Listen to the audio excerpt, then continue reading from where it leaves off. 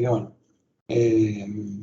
Bueno, Sí, QuickUp, Mariano Cobo, ya me conocen. Javi acaba de presentarse también. Llegas. Alejandro. Sí, Gonza. Maxi Acoto. Sí, Gonzalo la idea Vizcarra, es saludando. que esto es para ustedes, entonces la idea es evacuar un poco de dudas, no vamos a hacer una charla de performance, ¿sí? O sea, la idea es abrirles este canal, o por lo menos en esta idea que tenemos, es de evacuar dudas de ustedes, o sea, preguntas básicamente que a veces nos hacen por chat o en los grupos. Bueno, la idea es hacerlo acá un poquito más dinámico quizás, y cualquier duda que tengan de performance, la idea es empezarla como a desarrollar y bueno, tratarlos de ayudar, así que bueno. Si alguien quiere, digamos, hacer alguna pregunta relacionada a todo lo que es performance de SQL Server, bueno, levante la mano, le habilitamos el micrófono y nos ponemos a charlar. ¿Les parece? Si están muy tímidos, pongan en el chat, pero... Sí, escribí en el chat, claro. Una pregunta y sale con freta. Pero de vuelta, podemos estar una hora mirándonos todas las caras o hacerlo realmente ahí tenemos uno que levanta la mano. Bien, ahí. Un valiente. Vamos, tenemos, vamos. Perdí la manito. ¿Dónde está la manito? Muy buenas noches. Abajo. ¿Se me escucha? Ahí está. ¿Sí? Sí, señor. ¿Estás? Escucha, perfecto. Bueno, qué gusto ver los expertos y conocerlos. Mil disculpas por mi cámara, no está muy habilitada. Sin embargo, aquí tengo, me parece, una consulta del campo de SQL Server, que quisiera su opinión. Normalmente nuestras áreas de desarrollo trabajan con SQL Server para hacer sus nuevos productos y trabajan con diferentes herramientas, entre las cuales hay los procedimientos almacenados para trabajar con ello.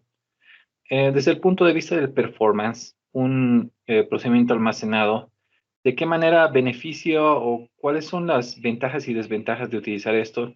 Ya que en la experiencia había visto que el área de desarrollo ha organizado sus procedimientos almacenados a tal punto de ponerle ciertas reglas para hacer un procedimiento almacenado. Por ejemplo, utilizar el trans, utilizar el try como una manera de programar. Desde el punto de vista de desarrollo, obviamente, ellos lo que quieren es tener un estándar de desarrollo a nivel de procedimientos almacenados que les permita que cualquier desarrollador pueda leer SSP y darle mantenimiento. Además, otra característica que también he visto es que están utilizando procedimientos almacenados que llaman a otros procedimientos almacenados. Ok. Bien. No sé, ¿quién quiere responder? Maxi. Sí, es verdad. Mirá, a ver, vamos a un poquito a... Es un tema bastante interesante. A nivel de performance, hay que dividir en dos partes los store procedures. Los store procedures per se no van a generar una mejora en la performance de tus aplicaciones. Bien. O sea, excepto que tengas alguna situación puntual donde vos quieras evitar lo que se llama la compilación de los planes de ejecución. Entonces, si vos querés evitar eso, quizás un store procedure en algún caso te puede llegar a ser un cambio importante, en líneas generales siempre hablando, ¿no? En performance.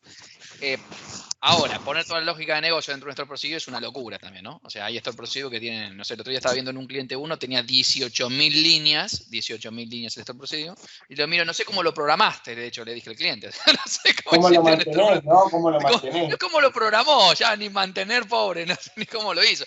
Entonces, creo que hay un equilibrio ahí que hacer. Si vos me preguntas a mí, yo prefiero usar Store Procedure no tanto a veces por performance, sino por tener el acceso a la base de datos en la capa de datos. Y no tantas, digamos, queries ad hoc que después no, digamos, es más difícil el mantenimiento de esas aplicaciones. De hecho, si usás SPS, los que estamos acá, seguramente, y a vos seguramente te ha pasado, lo has escuchado también, algo que se llama sniffer de parámetros, que es un buen dolor de cabezas. Entonces, bueno, hay que considerarlo también en los store procedures cuando trabajas con SP, ¿no? O sea, ahí estamos hablando de que, por ejemplo, si la variabilidad de tus parámetros es tan amplia que el plan que tenés en hash, digamos, no es el más eficiente, bueno, vas a tener que tomar una decisión que haces cuando se ejecuta el SP de vuelta. Cosa que con las queries ad hoc no pasa, porque se están compilando por cada ejecución. Entonces, bueno, en resumen, yo sí usaría SPs, pero no por decir porque son más performantes. Para mí tienen, en líneas generales, otros beneficios. A ver, hay excepciones como todo, procesos batch, donde quizás vos decís, che, estoy yendo y viniendo la base a todo el tiempo. Bueno, quizás un SP te pueda ayudar un poco más. Pero no sé qué opinan mis amigos acá, ¿no? Pero en mi experiencia los SSP no te generan mayor performance, a menos que quieras evitar las recompilaciones en casos puntuales, ¿no? Sí, Yo creo que es un poco de todo, ¿no? Dale, Mariano. No, es un balance, ¿no? O sea, ni todo, como dijo Maxi, en un solo store procedure o en pocos store procedure, donde toda la lógica pasa a estar dentro del SP, terminás trasladando el problema a otro lugar, no cambian nada. Y creo que el problema con los queries dinámicos está en la calidad con la que se generan esos queries dinámicos, ¿no? O sea, ahí es donde puede venir la pata del problema. Y ahí entraríamos en la discusión de los ORM, OKR y todas esas cosas que a veces no generan los mejores planes dinámicos. Entonces hay que encontrar un balance, pero generalmente el store procedure, desde la perspectiva del administrador de datos y demás, es más fácil de administrar, mantener o de alguna manera tunear. Sí, y a nivel, digamos, programabilidad también, ¿no? Mantener una store procedure es mucho más sencillo. También que nosotros lo vemos con los anteojos de un DBA, ¿no? No de un programador tanto, pero sí es más fácil poder mantener store procedure que mantener código. Yo creo que a todos nosotros nos ha pasado que empezamos a usar SQL Server en la época de los dinosaurios, donde teníamos esos códigos exe, donde tenía el código embebido adentro del exe y cuando había que modificar algo, andá a buscar el código fuente, ¿no? Eso ha cambiado muchísimo, ¿no? Pero, bueno, sacarle muchísimo. Ha cambiado, todavía se ven algunos, pero sí, es mucho más fácil para mantener, para poder, digamos, hacer la anidación de store procedure, ¿no? Reutilización de código, no solo en store procedure, sino también en funciones, ¿no? Yo en store procedure, el único punto donde tengo algo como para criticar, ¿sí? Del funcionamiento. Bueno, el tema del parámetro sniffing, como comentábamos, es algo que nos ha traído muchos dolores de cabeza, pero ahora con las nuevas, digamos, database scope configuration, o siempre hay alguna técnica como para mitigar un poquito eso, ¿no? Lo que siempre me he llevado bastante mal son con esas store procedures que tienen un case y que dependiendo el parámetro de entrada, hace un select que lo único que cambia es o una tabla o algo en el where, o sea que el plan de ejecución es muy similar, ¿no? Entonces ahí donde se compila por primera vez, toma el case 1, entró, generó el plan de ejecución para el primer bloque y después las siguientes 99 calls se hace con otro parámetro y ahí la performance se va al tacho, ¿no? Ahí tenés que empezar a jugar con el tema de los hints. En otra época lo que hacíamos es, bueno, en vez de meter el código directamente dentro de la store procedure, llamar a otra store procedure para poder tener planes de ejecución independientes, ese tipo de cosas. O sea que, ¿es mejor? Sí. ¿Es mejor en 100% de los casos? Y definitivamente no. Bueno, esperamos que quede satisfecha la... Ahí tenemos otra manito levantada. Gracias. Vamos, habilitémoslo. Robinson, para adelante. Buenas tardes. Hola. Buenas tardes. Buenas tardes. Bueno, siguiendo con esa pregunta de los parámetros, o sea, ¿es recomendable recompilar? Nosotros tenemos unos store procedure para un tema de reportes y decidimos que, bueno, otra compañera que es DBA decidió mandarlos con un if de entrada como parámetro para mirar si es un reporte 1, 2, 3, 4. Yo le dije a ella, si tú envías es un select normalito, pero va con un if anidado, dependiendo del número del reporte que va. Resulta y pasa que ese reporte es supremamente demorado compilar ese store procedure, porque mientras toma la decisión si por un lado o por el otro, yo le dije ya, pues a mí me parece que no es muy óptimo que lo hagas así, pero así lo tenemos y lo tenemos en producción. Y es un store procedure que demora más de 2 horas en hacer eso. Entonces, pues ahí cuál sería la mejor práctica para, de cierta manera, poder optimizar eso. Escuché que podíamos de pronto mandar un execute de un SP interno, también por por un if o no sé cómo Sí. poderlo mejorar ahí. A ver, si tarda 2 horas el store procedures en ejecutarse, el tiempo de compilación en eso es casi insignificante.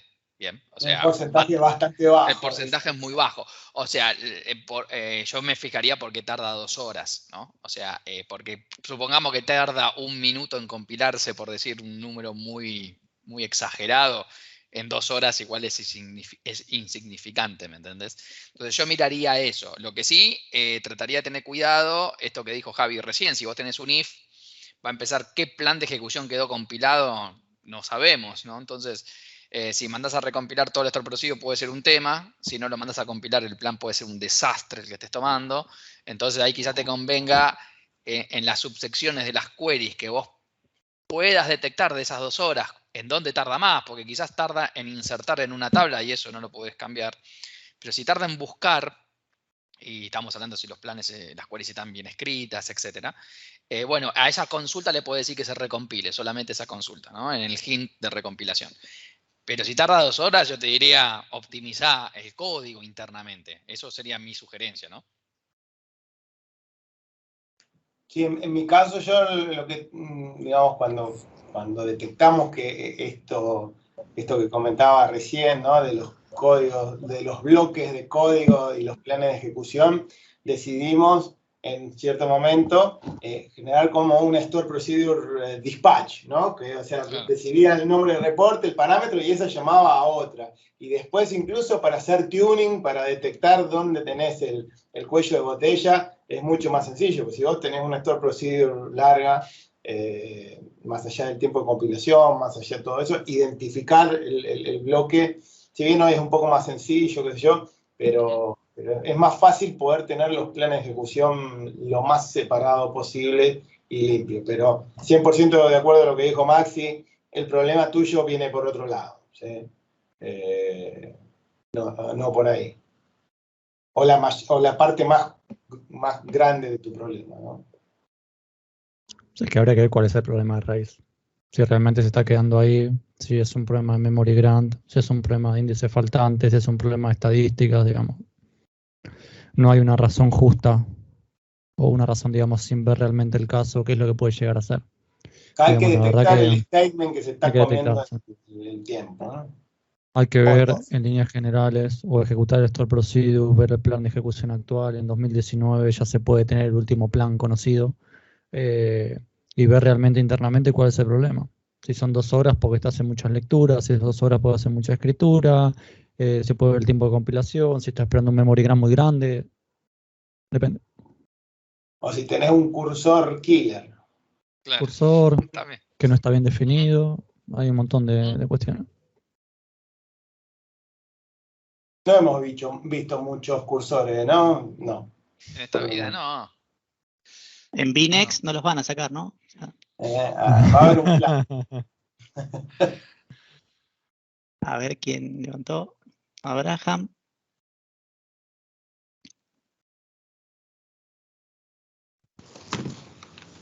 Saludos, buenas tardes a todos. Buenas Hola, tardes. buenas tardes. ¿Qué tal? ¿Cómo estamos? Todos muy bien, espero ser un poco breve en mi pregunta. Quisiera saber, de viva voz de ustedes, que tienen un poquito más de experiencia, en relación a los índices columnares, ¿qué pros y qué contras le podrían poner, o puntos y comas, al implementarlos dentro de una tabla que es altamente transaccional y tiene pues alrededor de 20, 30, 40, 50 millones en un ambiente altamente distribuido, separado multiempresas, digámoslo de una manera? Ok. Sí. Cabe aclarar que se generan, la necesidad del índice columnar es porque se están generando funciones de agregado que no deberían de estar, pero están. Ok.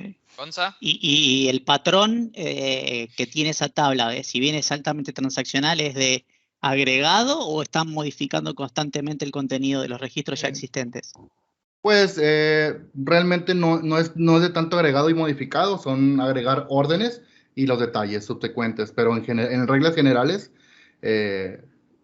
sobre donde se hace el esfuerzo que se quiere implementar, ayudándolo con el índice columnar, es la tabla de órdenes y no tiene tanto cambio. Una vez que se inserta el cabecero, a lo mejor lo que cambia son los detalles y la sumarización de una que otra cosa es peccata minuta.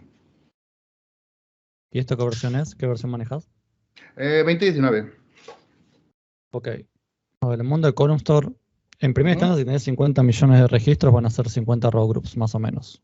Sí. Cada row group, si no tenés ninguna limitación, ya sea de memoria, ya sea diccionario, o ya sea que hayas tenido otro problema internamente, si no se fragmenta vas a tener alrededor de 50. La realidad es que si es altamente transaccional, como bien preguntaba Marian, el problema es que si vas a usar un índice columnar del tipo cluster, no non-cluster, la realidad es que nosotros tenemos, o por lo menos Column Store tiene una zona que se llama Delta Zone, que básicamente se van aplicando los cambios, y después hay un proceso interno que se llama Tapper Mover, que es el que básicamente lo va a mover desde esa zona, que es un índice cluster común y corriente, hacia el Column Store. La realidad es que si es altamente transaccional, como bien preguntaba Marian, tendrías que ver qué tipo de transacciones haces, porque si utilizas un índice cluster y vas a estar consultando esa zona, no es tan performante como la otra.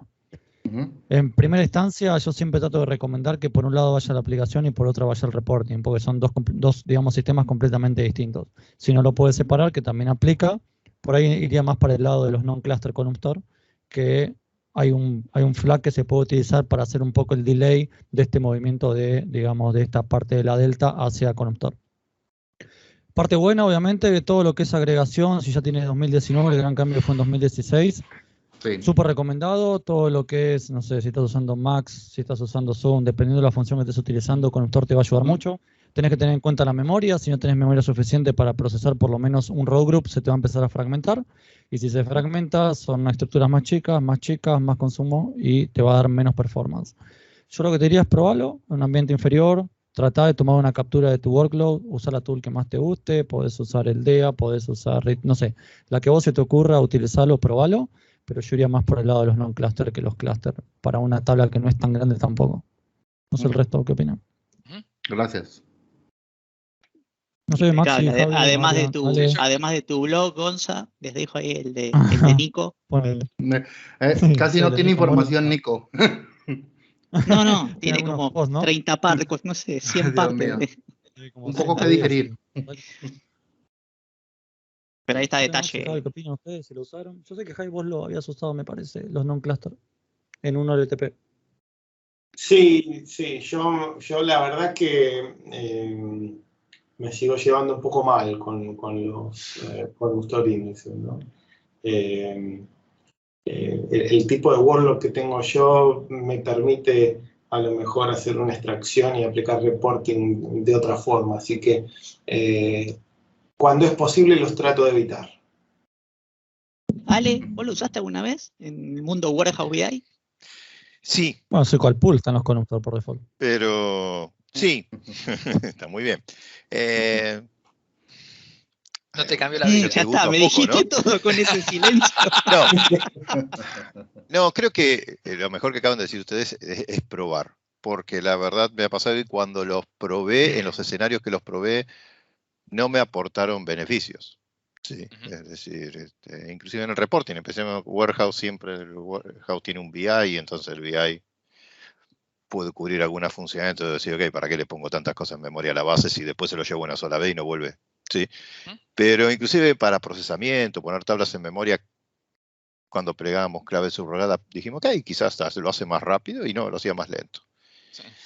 Entonces era, ok, probémoslo. ¿Cuánta memoria nos usaba? ¿Cuántos beneficios? Ah, tarda más, consume más memoria. No, gracias. La próxima.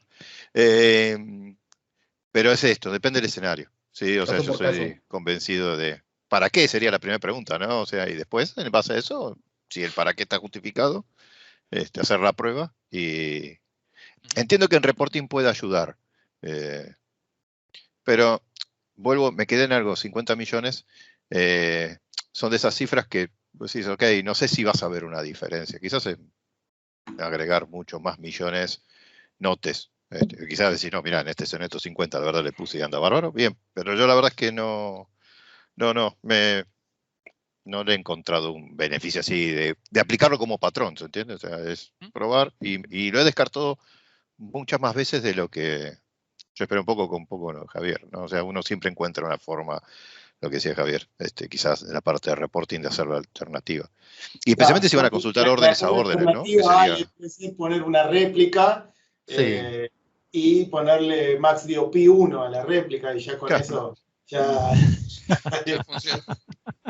No, pero un ejemplo... Salió con frita, ¿no?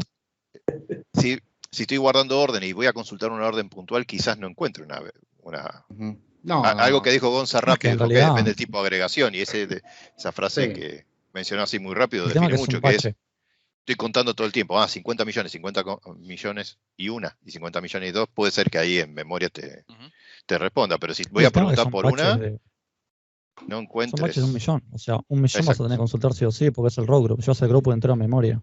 Sí, y el tema es que estás guardando cada columna separada, ¿no? Y tendrías que ver el precio después cuando tenés que juntar esa información, dependiendo de la consulta que te hagan, ¿no?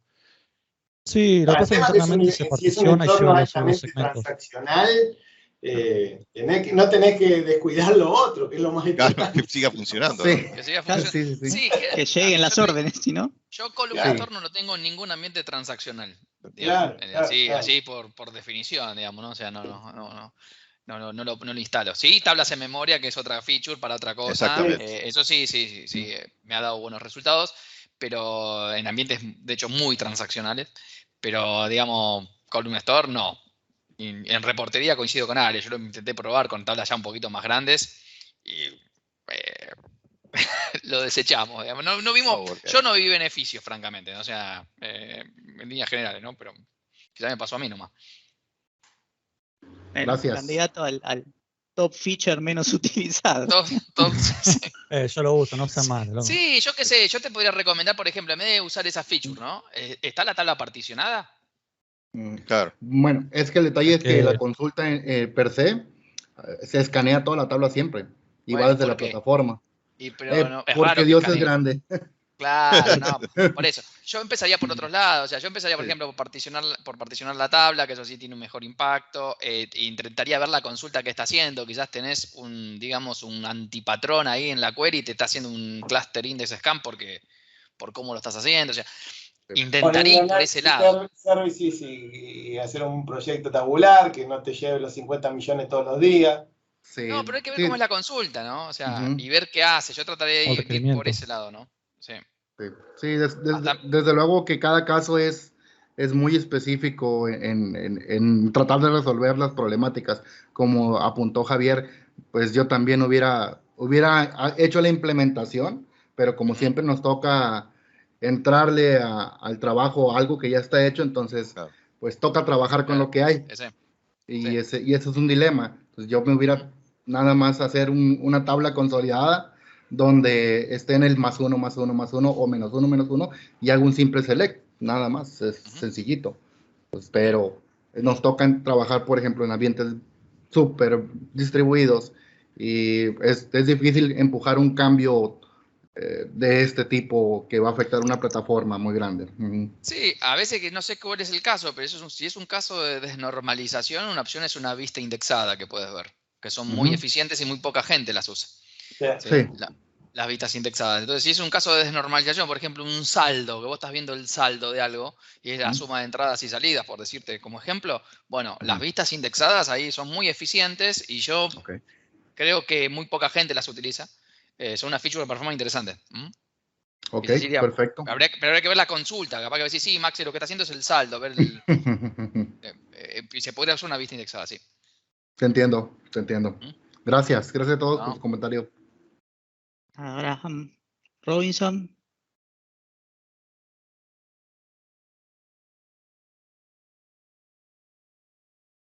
¿Estás muteado? Si vas a hablar, te veo bien. Buenas, chicos. Buenas tardes. Sí, aquí Susa, mucho gusto. Yo trabajo como analista de datos dentro de una compañía. Tengo un par de preguntas, no sé si tal vez me la puedan responder ya que estamos hablando acerca de SQL y es con respecto justamente al performance que se me está dando dentro de la base de datos que yo manejo. Como tal, yo manejo 2 servidores con un total de 20 bases de datos cada uno. Pero nosotros no somos una compañía tan grande, por así decirlo, y solamente tenemos nuestra mayor tabla, la tabla que más tiene datos, tendría como unos solo 10 millones de datos. Pero me pasa frecuente que cuando intento correr esa tabla de 10 millones de datos, que es básicamente un histórico de inventario, siempre mi servidor se me cae, me tarda muchísimo en correr la tabla y todos los servicios de las conexiones que están dentro de ese servidor se me ralentizan y se me caen. Siempre he tenido problemas con IT, con el administrador de base de datos con respecto a eso, y el administrador de base de datos sugirió que nos mudáramos a un nuevo servidor con Azure, Microsoft Azure. Pero no sé si esto en realidad resolvería el problema, estar en un servidor más grande, o si simplemente el problema es por la manera en cómo los administradores están manejando la base de datos, porque ellos no tienen una estructura limpia en la base de datos y realmente está bien enredada, muy confundida, no consigues los datos, no hay una estructura limpia, no hay indexes en muchas tablas, no hay IDs donde conectarlos, no tiene una estructura como tal, y tengo miedo es de que en cierto momento ellos, al mudar todos los datos, al hacer la migración de los datos, ellos copien el mismo error dentro del nuevo servidor y igual no, como dicen, no, el performance no mejore. Entonces, ¿qué es lo que puede estar ocurriendo? Porque para mí una tabla de 8 millones de datos no es algo significativo que pueda ralentizar un servidor a tal punto de que me pueda cortar las comunicaciones. Entonces, ¿qué es lo que podría estar pasando allí que me está dando tantos errores? Ok, bueno, mira, con respecto al volumen de la tabla, hoy de hecho con los chicos estábamos hablando de un caso que yo les planteaba, de un cliente nuestro que está metiendo 1 millón cada 10 minutos, para que tengas una idea, ¿sí? De cada 10 minutos por día mete 1 millón de registros. O sea, entonces eso para que tengas una idea de volumen, te imaginas que serían en 1 horita, un poquito más de 2 horitas, tendríamos todo el volumen de tu tabla. O sea, no, una tabla de 10 millones no es una tabla grande. Ahora, el problema de performance siempre en general tiene que ver con el desarrollo. 90% de los problemas. Eso llámese el diseño de la consulta, el diseño de las tablas, el diseño de los índices. Y es verdad lo que tú dices. O sea, si agarras y llevas eso a Azure, va a estar contento Microsoft porque vas a pagar más dinero en la nube por algo que es ineficiente de on-premise. De hecho, no, me pasa constantemente, me dice a mí, Maxi, me llevé esto a Azure, estoy gastando un montón de plata, ayúdame. Claro, nunca tuneaste una consulta.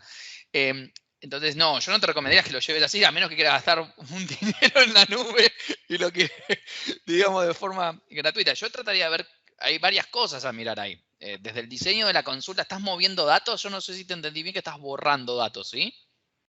No, se está intentando mover los datos de nuestro servidor, nuestro SQL Server, sí, para el Azure. Pero con respecto, pues solamente es una consulta. Yo solo hice un simple select de la consulta de los datos de la tabla que tiene 10 millones de datos y ya eso me tumbó el proceso del servidor.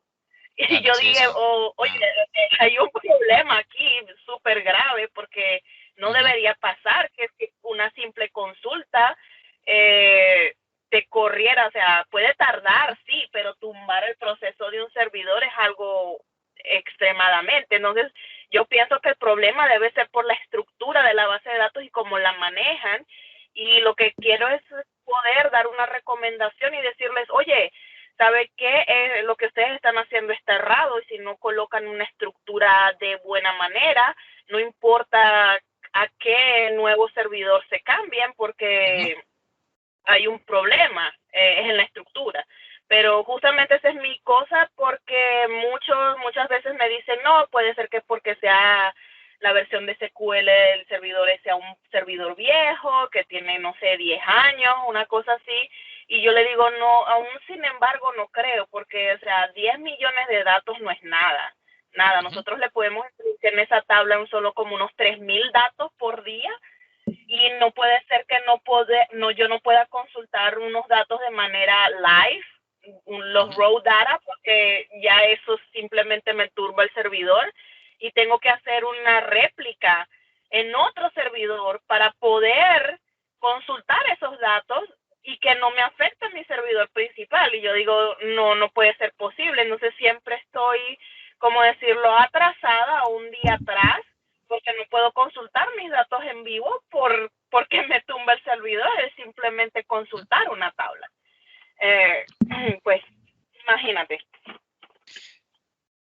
Sí, por ahí tenés varias cosas, ¿no?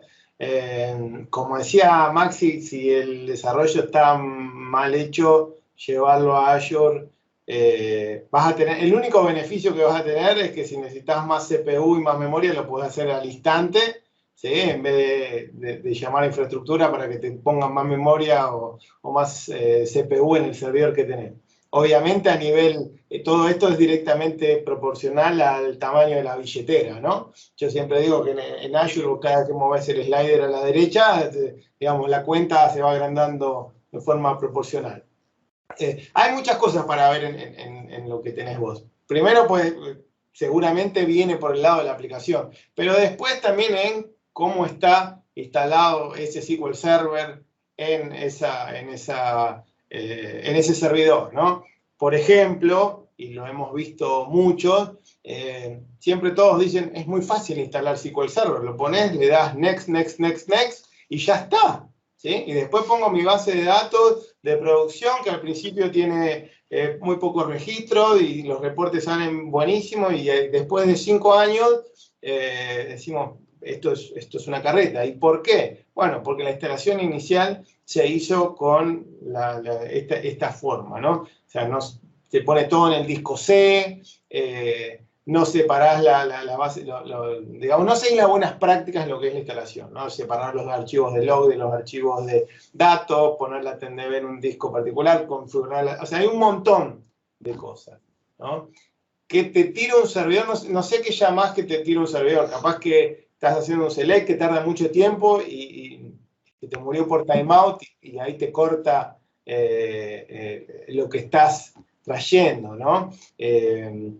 Por eso habría que verlo un poco.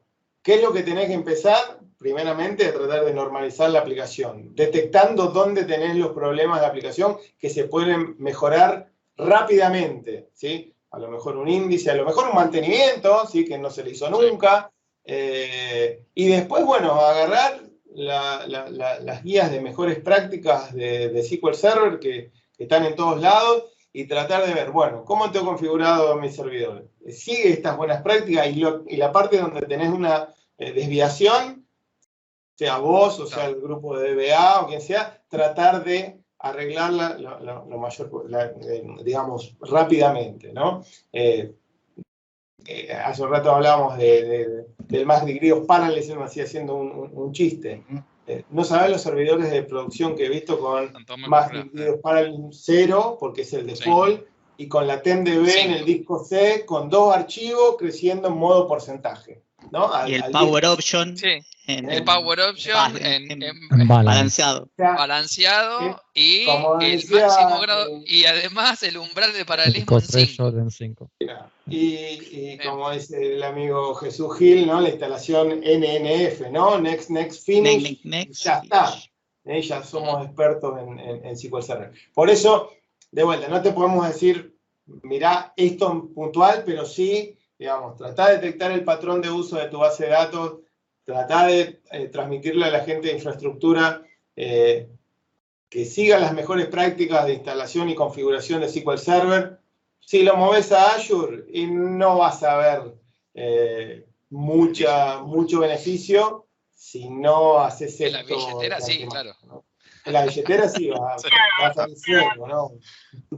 Básicamente necesitamos hacer una limpieza de la estructura y casi que comenzar de nuevo, y luego de que nosotros tengamos ya la estructura una vez realizada es que podemos tal vez mudarnos a Azure y eso no Mira, eso no es tan fácil, tirar todo y arrancar de vuelta. Claro, yo iba a decir eso. Es bastante difícil. Obviamente. Lo que sí se puede hacer es tratar de adaptar lo que vos tenés de vuelta. Capaz que no podés alinear todo a las mejores prácticas, pero sí hay 4 o 5 puntos que son lo que yo digo quick win. Atacás eso y ya tenés un cambio del día a la noche. ¿Sí? Por eso, tratar de detectar el patrón de uso, las mejores prácticas de instalación del servidor, si se está o no haciendo mantenimiento de las estadísticas, de la fragmentación de los índices, etc. Y con 3 o 4 cositas, ahí ya podés tener una idea de, bueno, ¿me dedico a otra cosa porque esto no va ni para ningún lado o se puede hacer algo? Sí, yo una sola cosa voy a aportar desde mi mundo del desarrollador, ¿no? O sea, menos de infraestructura. Mencionaste que había 20 bases de datos y que extraías una sola tabla, lo cual, una sola tabla de 10 millones no sería tan preocupante, pero no comentaste cuántas columnas si le pusiste ese asterisco. Esto que he visto caso de tener 500, 600 columnas y cada columna tener unos tamaños así gigantescos, claro. Entonces cuando estás jalando datos... El isolation level también... 10 millones de datos como con 15 columnas. Nosotros no manejamos tan monumentales información y de hecho ninguna de las tablas tiene tanta cantidad de datos. La próxima que podría seguirle en volumen sería una tabla de 2 millones, 1 millón de datos. Pero lo que tiene que ver ahí es si no estás haciendo joins con otras tablas o en otras bases u otros servers, que a veces pasan. Una consulta simple, un select todo de una tabla y ya eso me tumba un servidor, o sea, me ralentiza un servidor de manera importante. No, a mí por lo que estás comentando, lo más probable, sin ver el plan de ejecución ni nada, es que esa SL asterisco esté haciendo paralelismo, esté mal configurado el grado de paralelismo y te esté llevando el CPU a unos niveles muy altos. Claro. Yo miraría eso por lo que estás contando, o sea, sin tener más datos, pero empezaría por ahí, decirle al DBA cómo está el grado de paralelismo y fijarse si el plan de ejecución hace paralelismo, pero es muy probable que con 10 millones, si lo tienen default 5, es muy probable que pese más de 5 y quiera paralelizar y bueno, si lo tienen 0, agarró todos los procesadores que pudo y te llevó el CPU muy alto y eso hace que todo se ponga lento. Con el CPU está en 90%, se complica bastante el tema, o sea, es un issue de performance. Lo bueno de del nuevo programa que ellos quieren, del nuevo servidor que ellos quieren hacer la mudanza de datos, es que nosotros también estamos comenzando con nuevos APIs para la estructura de la organización. Y básicamente yo le recomendé a mi jefe, que es el vicepresidente de Supply Chain, que por qué no hacía un reset y ya que estábamos empezando con las nuevas APIs, en lugar de mezclar eso con la data horrible que tenemos, porque no es solamente siquiera la estructura, los datos están espantosos, ¿por qué no hacer un reset y simplemente empezar de cero y dejar todos esos datos de ese servidor que tenemos ya en SQL como un servidor histórico? Y solo mudar las partes importantes y de cierta manera de lo que tenemos en la parte del inventario y lo demás, simplemente empezar con una nueva estructura, porque no le veo, por así decirle, salvación a que se intente hacer un match o hacer una nueva estructura a los datos que nosotros ya tenemos, porque igual los datos son crap data y no nos sirve de beneficio. Y también, como dije, son nuevos APIs que se están implementando, entonces comenzar esos APIs de limpio podría ser también una buena solución para no arrastrar todas esas malas estructuras que ya tenemos. Sí, el tema es primero identificar el issue. Si vos no identificás el issue, es como estar tirando tiros para todos lados sin pegarle de lleno. Entonces, en primera instancia, identifica, es un bloqueo, puede llegar a ser un problema de recursos. Bueno, en base a eso, trabajás, revisar los logs de SQL Server para ver si tenés algún memory dump, si le falta un parche específico, si te estás quedando sin memoria o si te estás quedando sin CPU y demás. Pero sin identificar el problema de raíz, van a agregar un montón de cambios y por ahí el problema lo siguen teniendo. Puede ser un problema de bloqueos, como comentó Javi, el modo de aislamiento, que tengas un select y tengas un update y se estén bloqueando entre ellos. Si no es una versión muy antigua, puedes ver que no haya índices. Hay un montón de factores. Yo arrancaría por el issue. Ok, muchas gracias. Bueno, a ti. Por favor. Próximo, vamos. Creo que había levantado la mano Robinson antes. ¿Puede ser? Sí. Sí, No veo a sí, nadie estaba acá. esperando. Ahí se Estaba desmuteó. esperando a que, Muy bien, ahí estamos. a que terminara ya de hacer la consulta. Bueno, yo iba a preguntar con respecto a los Column Store Index. Bueno, decían que es un feature que pues a pocos de ustedes que son los expertos en el tema pues no ha sido muy óptimo. Yo lo tengo implementado como en 3 tablas y hago joins contra otras tablas que no tienen column store, son tablas normalitas. Pero de cierta manera sí me ha servido y usamos Azure Database para eso, que es una base de datos de reportes, y sí ha servido. O sea, sí ha mejorado en algo el rendimiento de las consultas. Son consultas en las tablas, los column store están implementados en tablas de más de 10 millones de registros. Entonces ahí los uso. Pero tenía el tema porque es que me dicen que de pronto pueda ser mejor particionar las tablas, o sea, dividir los datos, como tratar de consultar de otra manera, pero si es un Azure SQL Database, pues ahí no tenemos control sobre la base de datos, sobre los archivos de datos como para poder hacer particiones. Entonces ahí, ¿cómo podríamos abordar ese tema cuando es explícitamente Azure SQL Database? No instancias administradas, no nada de eso. Ok. Si estás hablando de Azure SQL Database, podés particionar, pero todo te va a ir al file group primary. Eso significa que cada vez que tengas que adquirir un latch, siempre va a ser al mismo container, por así decirlo. No vas a poder subdividir, digamos, los diferentes latches en diferentes file groups. Y ahí por lo menos dividir un poco digamos, la contención que se te puede generar. ¿Podés hacerlo? Sí. Digamos, si usás particionamiento y usás column store, digamos, por default column store internamente divide todo en los diferentes segmentos o columnas. Entonces, ya vas a tener de la partición. Yo te recomendaría que lo pruebes. Obviamente que en Azure SQLMI puedes crear más file group y eso te va a dar inclusive un poco más de performance al estar dividiendo el mecanismo de latching. Pero en Azure SQL Database también te puede funcionar. Hay que tener en cuenta que para usar Column Store, digamos, necesitas memoria y dependiendo del tier que vos elijas, obviamente vas a tener un límite. Entonces, si elegís DTUs o elegís vCore, tenés que tener en cuenta el ratio entre DTU o vCore y la cantidad de memoria que te da. Así que, digamos, ¿funcionaría? Bueno, probalo. Va a estar todo en el mismo contenedor, pero lo vas a poder dividir, por así decirlo. No sé el resto. Todo lo que es la parte de particiones, más allá de lo que vos contabas, de los discos y todo eso, tiene un feature que es para lo que lo uso yo, básicamente, es vos podés hacer un truncate de una partición sin eso es lo mejor que las tablas. Esto es fantástico. Hablábamos hace un rato de tablas de 50 millones de registros.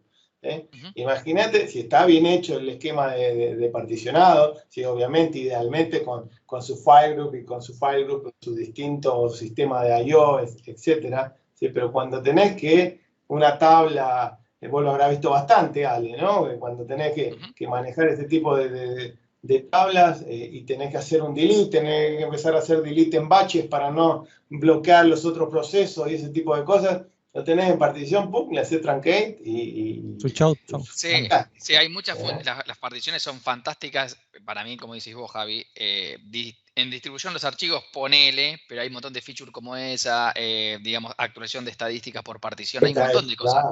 Que el rebuild de índice por partición, o sea, te genera otros cambios, digamos, en tu administración también. Hay que ver también el volumen, no vamos a usar una bazooka para matar una araña, porque tampoco tiene mucho sentido, pero las particiones son, a mi juicio, tenés que aplicarla casi en todas las tablas grandes, más que hoy está en todas las ediciones de SQL Server, hoy no hay justificativo para no hacerlo. Sí, yo le tengo terror a las arañas, así que le tiraría con gusto. Le tiraría también. Con la bazooka. No, Pero que hay una eso, administración de eso, ¿viste? Hay una administración y a veces, ¿viste? Che, la función de particionamiento, bueno, hay que, si bien sí. no es nada complejo, que si querés No, hacerlo más o menos se prolijo. viene el diseño inicial, ¿no? Porque Sí. después modificar la función y por el eso. esquema, partición, ahí podés llegar a tener más problemas que los que solucionás. Pero si está bien hecho el diseño al principio, es un golazo. Sí, a ver, yo me quedé pensando en algo que sí, algo que dijimos antes de Column Store o no, es como todo. Todos los features siempre sirven si los medimos y vemos que se está usando. Porque a veces me ha pasado de que te dicen, sí, le puse un índice y mejoró la performance un montón. Y lo está usando, no tengo la menor idea. Te dicen, y vos decís, ¿pero lo está usando en serio? No, sí, le generé índice y mejoró. ¿Lo está usando? No sabemos. Y era porque al crear índice actualizó estadística y el query mejoró. O sea, y los índices estaban ahí. Pero todos los features son buenos aplicados en donde sirven, o sea, particionar o el column store o tablas en memoria que mencionamos así muy rápido y que quizá para algunos escenarios transaccionales terminan siendo muy buenas. Pero sí, yo uso mucho particionado, pero porque también simplifica mucho, especialmente cuando llevas datos a organizar el procesamiento. Sí, tenés el tema que vos mencionaste rápido, Maxi, que es si vas a particionar con tablas muy chicas, puede ser que el efecto sea malo. Y hasta a veces el esfuerzo administrativo de mantenimiento, o sea, de mantener las particiones, ir creando todo ese proceso, no vale la pena para tan poco registro. Sí. Pero ahí tenemos a María Laura, vamos a darle lugar a María Laura que está hace rato con las manitos levantadas. Dale, vamos. Adelante, María Laura. Hola, ¿qué tal? Buenas tardes. Bueno, yo voy a cambiar un poco de tema. Nosotros estamos armando una base de datos de consulta para reporting y estamos haciendo migraciones desde DB2 hacia SQL Server. Y bueno, la primera migración que hicimos fue una tabla que ocupaba en DB2 500 megas y en SQL Server nos ocupó 1 tera. Por lo tanto, cuando vi eso, bueno, empecé a buscar y justo Maximiliano había mostrado en LinkedIn una serie de tips de recomendaciones de transformación de datos. Nosotros hicimos la transformación en Pentaho y dejamos un default. Bueno, cuando vi eso, bueno, empecé a trabajar con los tipos de datos, transformé a los datos que recomendaba en esos tips y bueno, logré inclusive dejar una tabla mucho más chica y aprovechar mucho más el espacio. Quedó en 300 megas de 1 tera que tenía. Así que bueno, mi consulta era si además de los tipos de datos, ¿qué otras recomendaciones tienen ustedes para aprovechar el espacio en un servidor? Ok, mira, ahí tenés los tipos de datos, como bien dijiste, que son fundamentales, y después, si tiene índice cluster, cómo está definido el índice cluster de esa tabla. Es fundamental eso. El fill factor del índice, por ejemplo. ¿Sí? La compresión de los datos. Yo uso data compression. Sí, data compression yo lo he probado, en algunos casos he tenido resultados excelentes y en otros nefastos, o sea, pero nefasto que es sacarlo, digamos, tenerlo que sacar, porque quizás me generaba muy bueno en los insert y en los delete se moría por los delays que tenía. Yo lo probaría, pero sí, la compresión en página o en row te puede mejorar, pero habría que evaluarlo eso. Algunos sistemas, por ejemplo, ERP ya te recomiendan, ¿viste? Che, esta tabla, comprimila. Si es para reporte, lo comprimiría yo. Si es para reporte, no lo dudaría un segundo. Si es transaccional, quizás habría que verlo un poquito más. Pero para reporte, sí, fíjate si con compresión de datos y la definición de la tabla. Lo mismo que decís vos del fill factor, Maxi, también. Si es solo reporting, que sabes que no vas a tener modificación de datos en la página una vez que se insertó, o sea, el esquema de escribir una vez, leer múltiples veces, ahí podés reducir mucho el fill factor y te ahorrar un montón de espacio. Sí, tenemos actualizaciones de las tablas, pero actualizaciones masivas, así que sí. Claro. Fíjate el fill factor de la tabla. Si tiene cluster y el fill factor primero. Más allá de los tipos de datos. Y otra cosa importante, ojo con los tipos de datos, porque a veces usan mucho los Unicode, ¿bien? Y esos ocupan el doble, por más que uses 2 caracteres. Si vos, por ejemplo, pones un nchar 2, eso ocupa 4 bytes. No ocupa 2 bytes. ¿Sí? Entonces, ojo con eso. No capaz que migraste de DB2 y pusiste todos Unicode los datos, te quedaron todos con N adelante. No, saqué todas las N. Ok, bueno, si eso ya está, porque eso es clásico que pasa. Entonces, sí, fíjate si hay clúster, cómo está el clúster. O sea, el clúster seguramente si definiste una clave primaria, está por clave primaria. Entonces, fíjate ahí qué campo es clave primaria también, ¿no? Capaz que tenés una clave natural de 10 columnas y media pesadita, como clúster. Claro. Bueno, revisa eso, ¿sí? Y la compresión, como te dijeron los chicos, en página para una tabla así de reporte va perfecta, sí. Buenísimo. Bueno, muchas gracias. ¿No? Che, hablando de esto, ¿alguien usó Sparse Columns? Yo lo sé. Una vez. Deportes en el recuerdo es casi. Una vez. 2008 R2.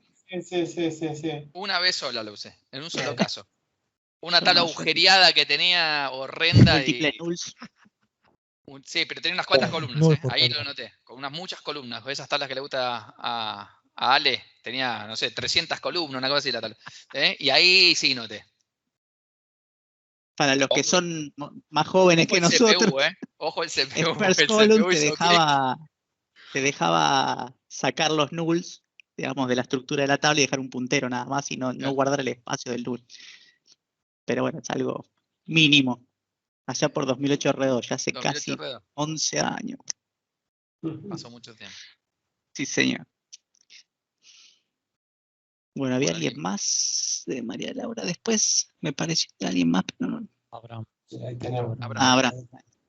De nuevo, solo quería puntualizar en cuanto a que cada caso es muy específico y como comentó el compañero que él tiene buenos resultados, de hecho mis estadísticas me dan muy buena razón. De leer 180,000 páginas, termino leyendo 84. Solo quería nada más puntualizarlo y agregarlo, nada más. Gracias. Son fundamentales las estadísticas. Sí. Fundamentales. Gracias. De hecho, digamos, a veces nos preguntan, de hecho hay un muy buen post de Brent Osser, muy bueno, sobre el mantenimiento de índices, se los recomiendo. ¿Sí? Que la verdad que hoy, digamos, con las tecnologías, etcétera, él dice... tu audio, ¿El mío? Yo lo escucho bien, No, yo te escucho, Ale. Un ratito. Básicamente, los planes de mantenimiento a veces que hacemos con mantenimiento de índices, el más importante obviamente es la actualización de estadísticas, hablando con tecnología actual, ¿no?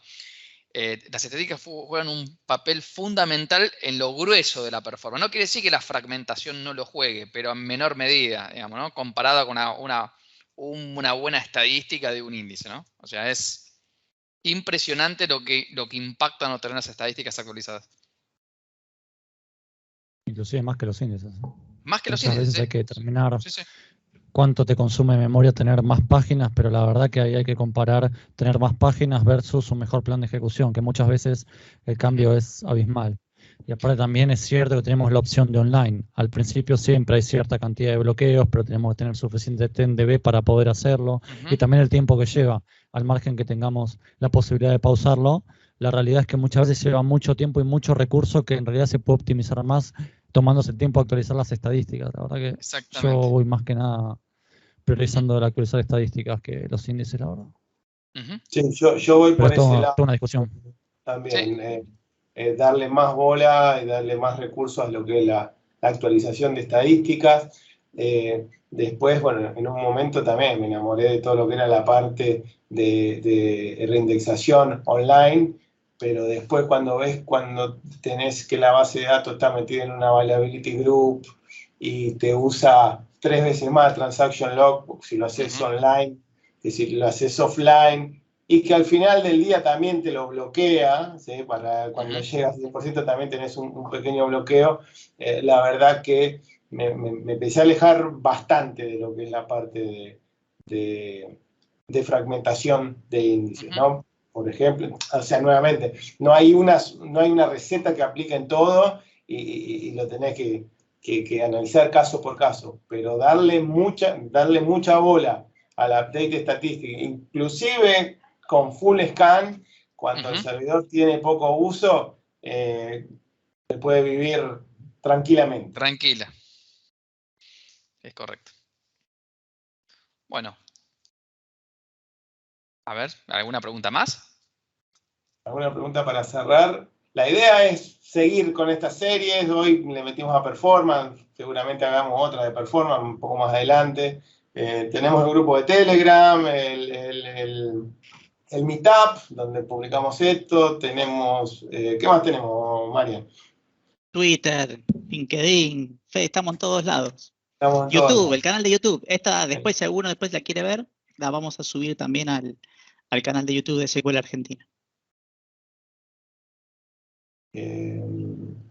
Así que bueno, y después si quieren ir, la idea nuestra era poner tal vez algún poll o alguna así una consulta donde quieran ir subiendo ya sus preguntas para la próxima. Bienvenido también. O sugerir un tema.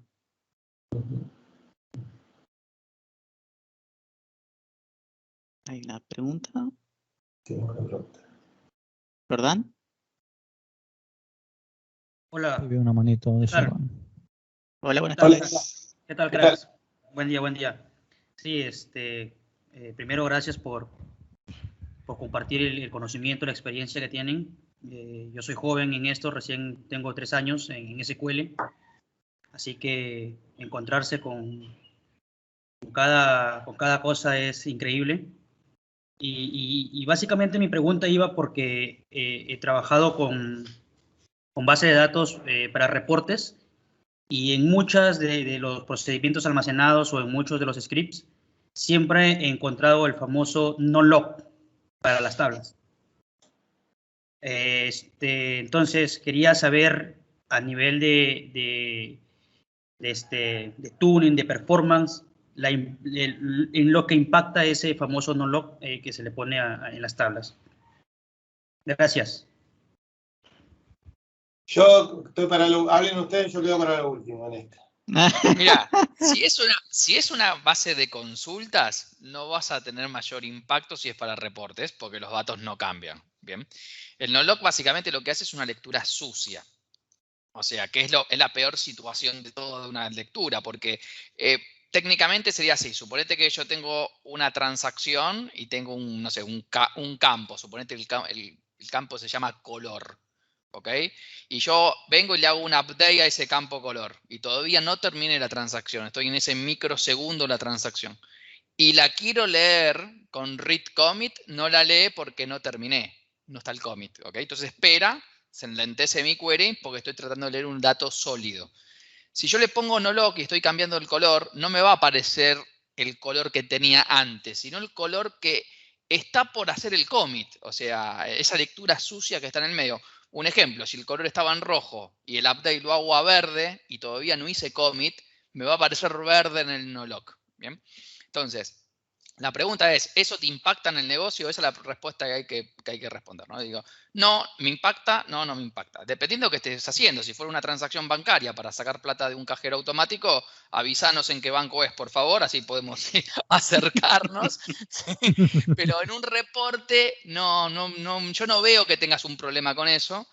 Tampoco veo que, digamos, o sea, por lo general no deberías tener un problema con eso en ese tipo. Ahora me decís, no es un reporte para hacer alguna cuestión muy particular y quiero el read commit, bueno, vas a tener que esperarlo. Otra opción un poco más interesante es lo que es snapshot, ¿sí? Que eso te va a levantar el valor anterior que tenía el registro. Yendo al mismo caso, si vos tenías rojo y lo vas a poner verde, ese rojo se guarda en la TMDB mientras está haciendo la transacción, y si alguien lo consulta, pregunta y me dice, es rojo porque es el último valor que conocía. ¿Ok? Entonces, bueno, eso te genera un poquito más de tráfico en la TMDB, pero estás teniendo el último valor verdadero. Y ahí va a depender de tu negocio. No hay una respuesta al no-log. ¿Bien? En mi opinión, la mayoría de los programadores ponen no-log porque tiran la basura bajo la alfombra, ¿no? Porque la mayoría de los problemas de las queries de bloqueos es porque faltan índices, están mal escritas, etc. Entonces van y le ponen no-log y dicen, mirá qué rápido que anda, pero no se fijan qué está pasando porque bloquea. Quizás hay un index scan porque están poniendo una operación no sarg, digamos, en la query, la siguen dejando, claro, el no-log la respondió más rápido, pero bueno, pero es válido. El no-log yo en reportería lo uso, por ejemplo, sin problema. Yo suscribo a eso y agregaría que la parte más importante de usar o no usar no-log es cómo está diseñada la base de datos. ¿no? Y qué patrón de uso va a tener. Si vos tenés una base de datos transaccional que está destinada a, no sé, 1000 usuarios, bueno, tenés que tener a lo mejor 1000 usuarios concurrentes, ¿sí? Vas a tener que tener un diseño de aplicación bastante, digamos, aceitadita.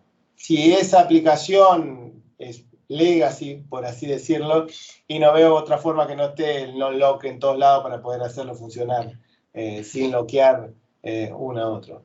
Tenés que poner en la balanza, ¿sí? En reportería, sin ninguna duda, non-lock. En un sistema OLTP, bueno, como comentaba Maxi, evalúa el impacto de una lectura sucia versus una lectura 100% accurate, pero esperar a que el otro termine hasta que después lo puedas hacer vos tu consulta y tenés, no sé, 100 personas en la fila, ¿no? Porque está la aplicación o la base de datos no armada del todo. Qué sé yo, como decíamos hasta ahora, no es una solución para todos. A mí todo lo que es la parte de isolation level, de snapshot para mandar a la TemDB, no he tenido buenas experiencias, he hecho volar TemDB como loco. Por eso, yo que soporto una aplicación legacy, hemos tenido muy buenas experiencias con el non-lock, ¿sí? Por eso yo tengo un afecto especial. ¿Qué es lo que se está pidiendo mucho en los canales de comunidad de Microsoft para que puedan poner en un futuro en alguna versión VNext de SQL Server o en Azure SQL, es poner algún trade flag, algo que aunque esté puesto en non-lock, lo descarte, ¿sí? Y que te lo quede por default. ¿Para qué? Para poder hacer una evaluación eventualmente, ¿no? Porque meterte en tu código y borrar todos los non-lock es un poquito complicado. Pero a lo mejor con un trade flag eso en un futuro lo podemos llegar a hacer. Todo lo que viene de muchos años y algún que otro non-lock siempre vas a encontrar. Sí, siempre. Espero que te haya servido la respuesta. Ever. Claro, todo claro. Muchas gracias. No. Bueno, tenemos dos más ahí, Marian. Sí, creo que estaba Iván primero. Iván. Ah, Iván estaba primero. Hola. Ahí voy. Muchas gracias por compartir conocimiento. Mi pregunta va orientada hacia el nivel de compatibilidad. Si quizás tengo una instancia con SQL Server 2019 y dentro de ella una base de datos con 2014, estaría como utilizando todas esas características en cuanto, no sé, para el rendimiento de consultas, ¿sí? No sé cómo se vería impactado, no sé si la subo, si la mantengo en SQL con nivel de compatibilidad 2014 o se la paso a 2019. Mira, yo te puedo contar mi experiencia en todo eso. Vos vas a la parte de marketing de Microsoft y te dice, anda más rápido solo por instalar la nueva versión, ¿sí? Y después tenés un asterisco, ¿sí? Vas a leer el asterisco y dice, en el 99% de los casos. Bueno, por lo general, te puedo asegurar que, de vuelta, si volvemos a hablar de aplicaciones legacy, ese 1% te va a pegar a vos y te va a pegar durísimo, ¿sí? Lo hablo por experiencia. Pasar de 2014 a 2019, no vas a tener a lo mejor a nivel de regresiones cosas muy gruesas. Pero sí, si pasás de 2012 o anterior a 2014 o superior, ¿sí? Podés llegar a tener muy buenas mejoras de performance, como así también grandes problemas de performance, por no conocer a lo mejor las diferencias entre uno y otro. Mi receta es, siendo un poco a lo mejor teniendo herramientas un poquito más viejas que las actuales, es sin migrar el motor de la base de datos, ¿sí? Porque hay un montón de cosas a nivel administración, a nivel mejora de estadística, a nivel mejor manejo de TMDB, etcétera, etcétera, etcétera. Pero inicialmente mantener el compatibility level, ¿sí? Sin dejarlos, poner que vos moviste una base de datos con modo de compatibilidad 110 a un SQL 2019, a lo mejor arrancar así, pero definitivamente el día que lo tenés en producción, ya empezar a testear en un environment que tenga la versión actual. Si vos usás, por ejemplo, lo que me ha pasado a mí, si vos usás Table Value Functions, ¿sí? Anidadas y ese tipo de cosas, te va a funcionar probablemente 1000 veces mejor en SQL Server 2012 que en 2019. ¿Sí? Dependiendo del caso, por supuesto, pero así a gran escala. Para las demás cosas, y muy probablemente te ande mejor si SQL Server 2019 te saca el plan. ¿Sí? Por eso, no iría directamente al último modo de compatibilidad. Sí, para hacer una migración segura, mantendría el modo de compatibilidad, pero sin ninguna duda, digamos, haría todo lo necesario para poder llevar al último al último compatibility level, ¿sí? Si eventualmente encontrás que hay 1, 2, X cantidad de store procedure, reportes o lo que sea, que tienen regresión, seguramente van a ser las mínimas, pero los vas a encontrar seguro. Hay muchas herramientas para solucionarlo. Podés utilizar un hint directamente en el statement que tenés problemas. Sí, hay un montón de soluciones. Podés incluso en SQL Server 2016 en adelante, está lo que se llama Database Scope Configuration, donde podés setear por base de datos en tu instancia cómo va a actuar y cómo va a ser el plan de ejecución, el paralelismo y muchísimas cosas más. ¿Sí? Eso es Database Scope Configuration. ¿Sí? Así que esa es la receta que uso yo. ¿Sí?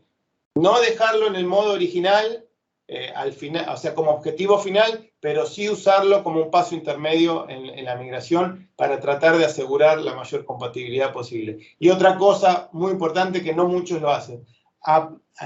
Cuando vos migrás de un motor a otro, ¿sí? Ya sea en la misma instalación o side by side, lo primero que tenés que hacer antes de liberar el servidor es hacer un update statistic. ¿Sí? Porque muchos no lo hacen y a los 2 minutos te llama tu manager diciendo, che, pero pusimos un montón de plata en este nuevo entorno y anda 10 veces peor que antes. ¿Sí? Háganle un update statistic antes de liberar el entorno. ¿Sí? Esa es mi receta. Sí, prueben sobre todas las cosas. Es cierto que muchas veces no tenemos ambiente de prueba previos a producción, pero una de las recomendaciones es probar. Segundo, antes, obviamente, de todo tipo de migración, ejecutar el DMA, el Data Migration Assistant, que les va a dar un overview del código. Tengan en cuenta que ese código dinámico tienen que ejecutar, si es muy antiguo, un trace, si un extended event. Digamos, hay todo un proceso de migración.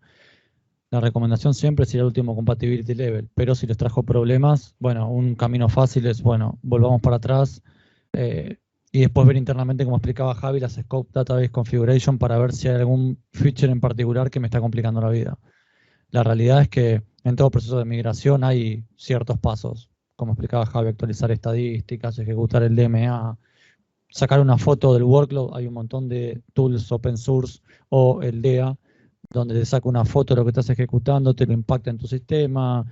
Hay un montón de, obviamente, pasos previos que se pueden realizar, pero si lo pueden probar, mejor. Ok, muchas gracias. Bueno, quedó Ever ahí al final. Ahora sí, por favor, una segunda pregunta. Un poco hablando de la consulta anterior que hacían con el no-log. Yo me encontré por un cambio de empresa, realmente con el susto de ver mis SPs y queries todo estaba con no-log, todo está con no-log. Tengo el área de desarrollo que son duros, digamos, como uno es nuevo. El desarrollo pisa fuerte, entonces decirles a los señores que no usen no-log es que los están retrasando, que no pueden avanzar, y en una circunstancia de ese tipo.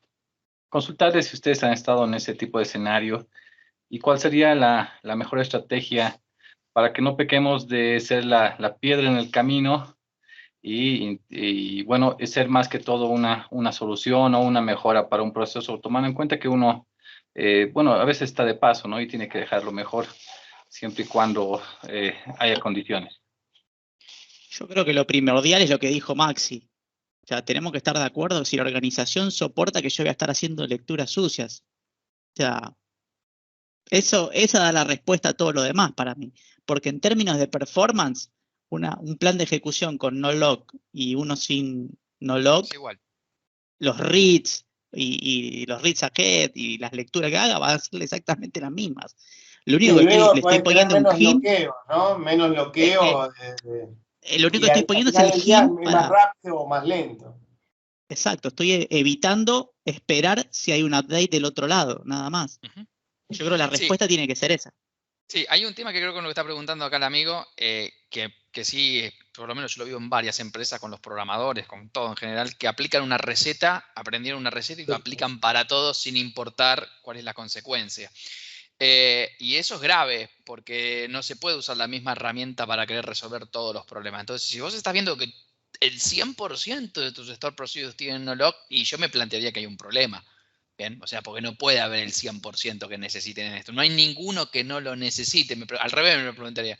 Y así con un montón de cosas, ¿no? O sea, creo que aplicar la misma receta para todo de forma indiscriminada, no, en términos de performance, no vas a llegar a buenos resultados. Porque seguramente quizás tengas 1000 store procedures y 999 lo necesiten y uno no, y ese tenga un problema de datos y tengas un problema serio en la compañía por usar ese tipo de operaciones, ¿no? Te puedo montar un montón de casos donde vos necesitas esperar la confirmación de una transacción y no leer una lectura sucia. Hay un montón de situaciones de negocio que eso se requiere. Entonces, si vos lo aplicas en todo, yo no sé, digamos, ahí, que me llama la atención que el 100% necesite eso. Por lo general, los programadores como que le dijeron, poné no lock, hacen eso, ¿no? Les dicen, poné no lock en todas las consultas. No uses cursores. ¿Cómo no uses? Sí están para usarse. Hay que usarlos bien. No usarlo. Bueno, no uses tabla temporal, no hagas esto. Para mí no es el camino, ¿sí? Pero bueno, hay empresas que quieren hacerlo de esa forma, ¿sí? Sí, también te va a tocar el ejemplo que hace poco me ha pasado que un cliente me diga, mira, el proveedor tiene una aplicación, esa aplicación, por ejemplo, hablábamos de Store Procedures, no usaban Store Procedures por el simple hecho de que querían como implementar la misma aplicación en varios motores de bases de datos, reuso el código y no uso Store Procedures. Entonces, la realidad es que... Usar Access para eso. Sí, no importa. El tema es que decían, bueno, yo reutilizo mi aplicación y no tengo que tocar nada. Y muchas veces entramos en esa puja y la realidad es que muchas veces nos toca demostrar por qué no lock no es una buena práctica. Entonces, digamos, yo analizaría el caso particularmente tuyo a ver si realmente estás viendo que el no lock es un problema como para tener una cierta documentación para que demostrar es un problema. Si no, muchas veces nos va a pasar de estar chocándonos contra la pared porque si viene un vendor, te vende algo y te dice que es así, va a ser imposible cambiarlo porque ya es así. O vas a estar discutiendo y de vuelta, y de vuelta, y de vuelta, porque el vendor te va a decir no te soporto porque me estás pidiendo cambiar el código. O vos necesitas una versión custom y va a ser más caro para vos, que también es otra cosa que pasa. Depende. Excelente, gracias.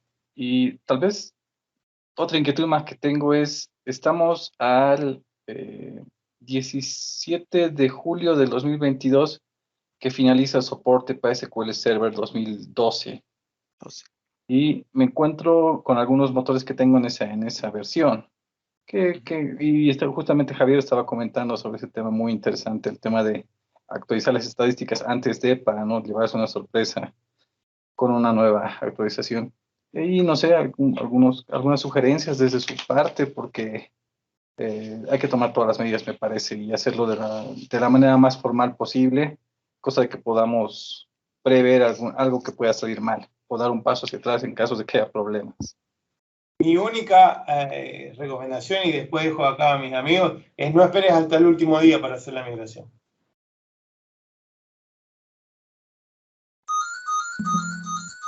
Sí, a ver, un proceso de migración requiere de varios pasos, digamos, que de hecho no sé si sigue estando el documento oficial ahí, quizás Gonzalo nos puede decir. En un momento había un documento de Microsoft de 130 páginas, ¿no? Paso a paso, cómo hacer la migración. Sí, está pero básicamente, digamos, más allá de la instalación del servidor, configuración, etcétera, bueno, el pasaje de los objetos, lo que te dijo Javi de poner el modo de compatibilidad, el rebuild de los índices, ojo, las estadísticas, hay que ver los volúmenes de la base de datos, porque si pesa 40 teras, va a tener que ver cómo lo haces, ¿sí? Capaz que corres uno de esos y tarda 18 horas, bueno, ese tipo de cosas hay que tenerlo en cuenta. ¿Cómo haces la migración? No es lo mismo hacerla con backup y restore, no es lo mismo que hacerla con detach y attach, cuánto tiempo, digamos, puedes estar sin servicio en tu esquema. Pero si yo coincido un poco con lo que dice Javi, que cuando en lo que es performance en general, ir al modo de compatibilidad que vos tenías o poner los legacy que tenés en las opciones de base de datos hoy un poco más avanzadas, y sin duda sí puedo actualizar las estadísticas, las actualizo. Digo, sí puedo porque lo tengo que probar. En el proceso de migración lo tenés que hacer como una prueba previa, no te vas a mandar a migrar el domingo y nunca probaste la migración, ¿no? O sea, eso sería como ser casi suicida.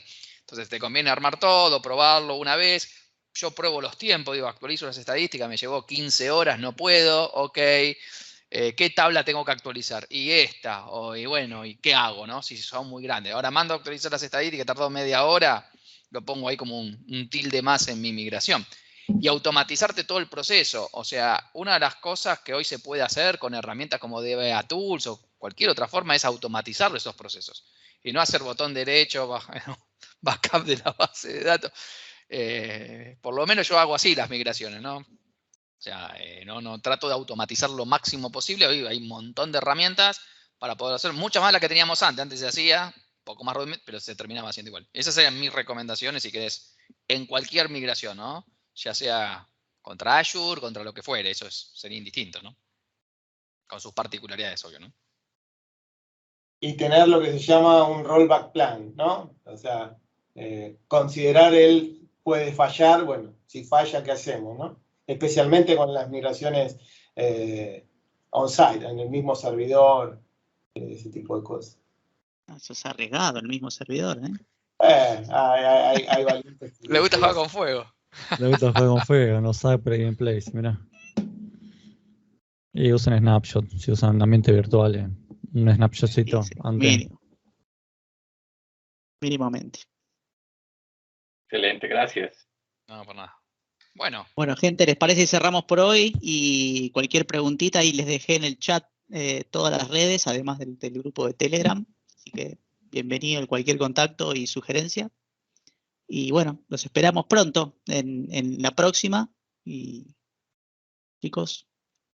Bueno, gracias. Espero les haya servido. Gracias. La verdad que está cierto. Iniciativa, a ver si les sirve en la comunidad. Así que bueno, espero hayamos podido aportar, aunque sea un poquito.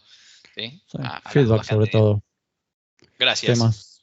Temas. Muchas gracias. Frecuencia. Temas, ¿no? La próxima a lo mejor podemos hacer alta disponibilidad. Claro. Gracias. Nos vemos. Buenas noches. Muchas gracias. Ejemplo de migración. Gracias, bye bye.